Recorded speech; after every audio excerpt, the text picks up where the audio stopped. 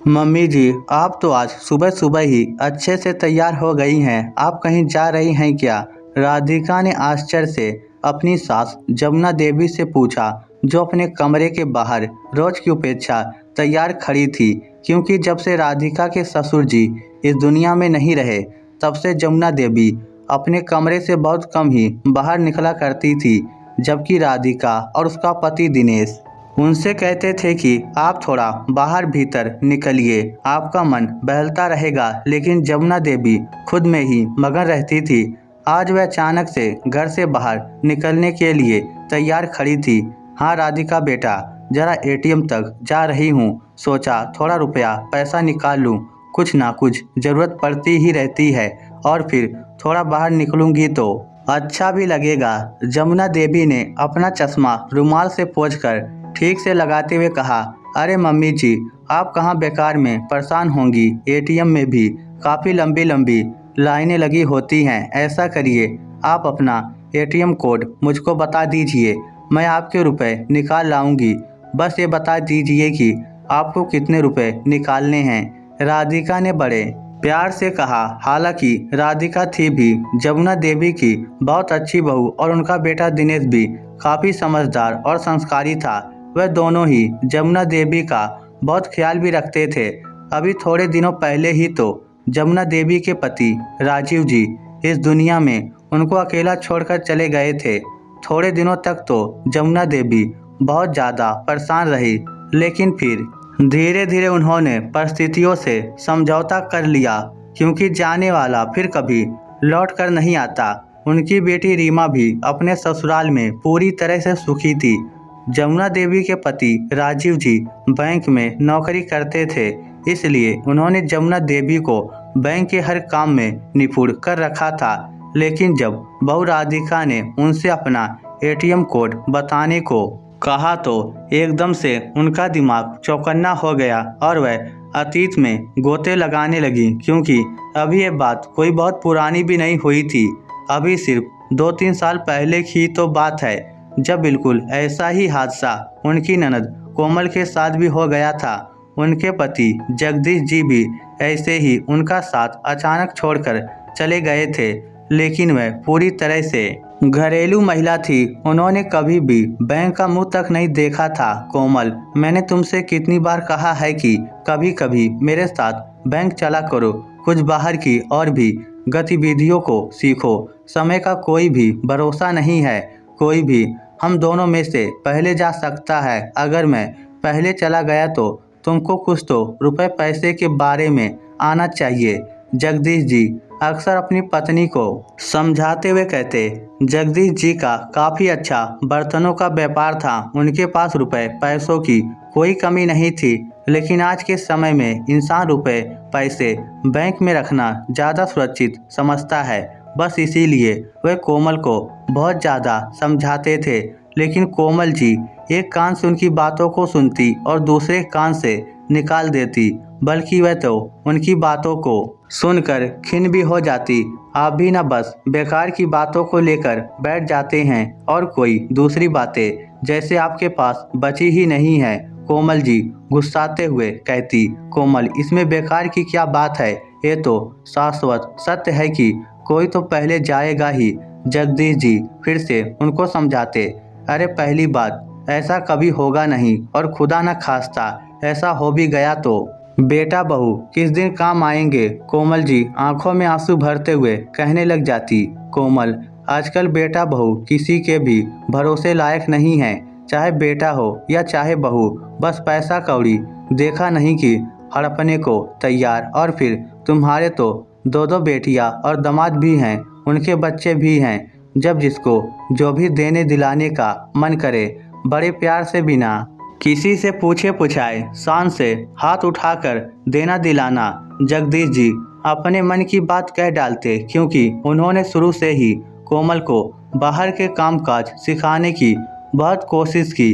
लेकिन कोमल जी ने तो कभी कुछ सीखना ही नहीं चाहा, हमेशा बस एक ही बात कही कि आप तो है ना। लेकिन आज फिर पता नहीं क्यों बार बार जगदीश उनके पीछे पड़ रहे थे। अब बस आप चुप हो जाइए, बहुत हो गई ये सब उल्टी सीधी बातें, और अगर इसके आगे आपने एक भी बात ऐसी कही तो मैं आपसे सचमुच नाराज हो जाऊंगी और फिर आपसे बिल्कुल बात भी नहीं करूंगी। कोमल जी ने रोते हुए जगदीश जी के मुंह पर उंगली रख दी। जगदीश जी फिर एक बार कोमल जी की सोच के आगे लाचार से हो गए। समय तो चल ही रहा था और उसका चक्र कुछ ऐसा घूमा कि जगदीश का शरीर अचानक दिल का दौरा पड़ने की वजह से शांत हो गया। अब तो कोमल जी बहुत ही ज्यादा परेशान हो गई। पूरे घर में कोहराम मच गया। दोनों बेटियां भी रोती बिलखती आ गई, लेकिन होनी को कौन टाल सकता है। समय फिर आगे बढ़ने लगा, क्योंकि समय तो कभी किसी के लिए भी रुका ही नहीं।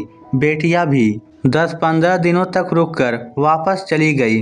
अब बात आई व्यापार को संभालने की, क्योंकि अभी तक सारा व्यापार, सारा लेन देन जगदीश जी के ही नाम से था। बेटे विनोद ने कोमल जी से सभी कागजातों पर हस्ताक्षर करवा लिए और बैंक की पासबुक में भी ये कहकर हस्ताक्षर करवा लिए कि थोड़े बहुत रुपयों को भी जरूरत पड़ सकती है।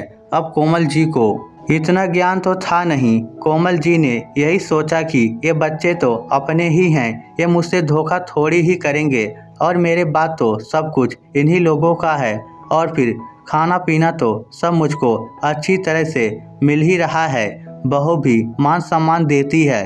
समय अभी भी अपनी गति से चल रहा था। थोड़े दिनों बाद जब गर्मी की छुट्टियां पड़ी तो दोनों बेटियां अपनी माँ के पास आ गई। कोमल जी ने बेटियों से कहा कि चलो बैंक चलकर थोड़े रुपए निकाल लाए, क्योंकि जगदीश जी ने बताया था कि लाखों रुपए हैं बैंक अकाउंट में। लेकिन जब वे बेटियों के साथ बैंक गई तो उनको पता चला कि उनका बैंक अकाउंट तो पूरी तरह से खाली है। कोमल जी को तो बिल्कुल होश ही उड़ गए। हे भगवान, मेरी औलाद ने मेरे साथ इतना बड़ा धोखा किया।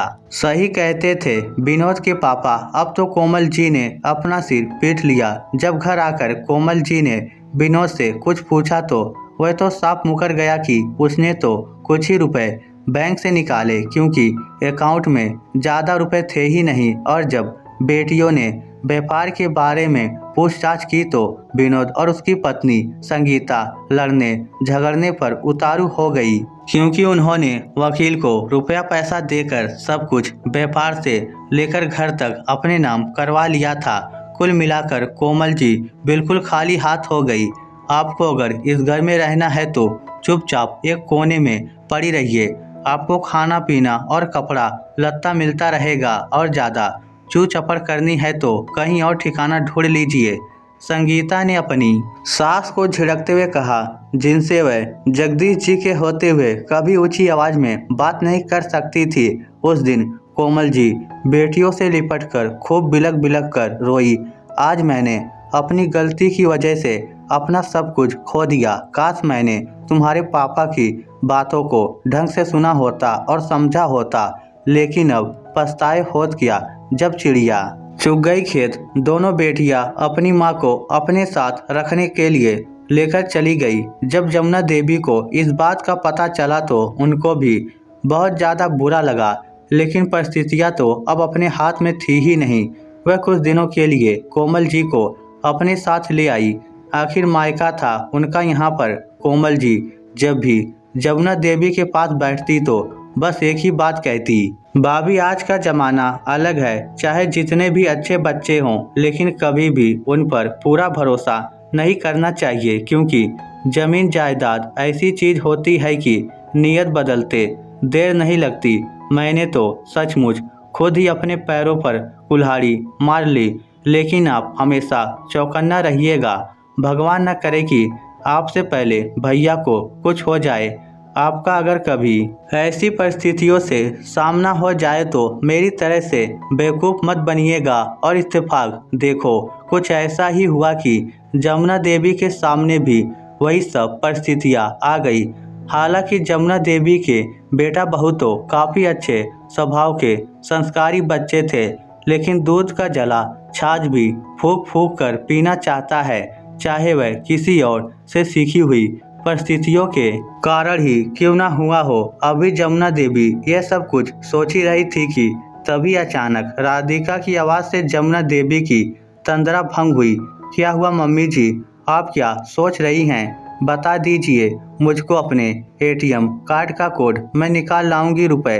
आखिर क्यों आपको परेशान होना कि आपको हम लोगों के ऊपर विश्वास नहीं है। राधिका ने फिर से बड़े प्यार के साथ मनुहार करते हुए कहा, राधिका बेटा, मुझको अच्छी तरह से मालूम है कि तुम और दिनेश दोनों ही बहुत अच्छे हो और मुझे तुम लोगों के ऊपर पूरा पूरा विश्वास भी है और ये भी बहुत अच्छी तरह से पता है कि तुम लोग मुझे कभी भी कोई कष्ट नहीं होने दोगे। लेकिन बेटा, जब तक मेरे हाथ पैर चल रहे हैं तो इतना तो कर ही सकती हूँ। और फिर एटीएम है भी कितनी दूर, अभी जाकर फटाफट आती हूँ, तुमको भी तो घर का काम संभालना है। जमुना देवी ने बड़ी शांति के साथ कहा और राधिका का कोई भी जवाब सुने बगैर चुपचाप बाहर की ओर निकल गई, क्योंकि वह अपनी ननद कोमल की तरह किसी भी तरह का खतरा उठाकर बेवकूफ़ बिल्कुल भी नहीं बनना चाहती थी। इस स्टोरी को लेकर आपकी क्या राय है, नीचे कमेंट करके हमें ज़रूर बताइएगा। धन्यवाद।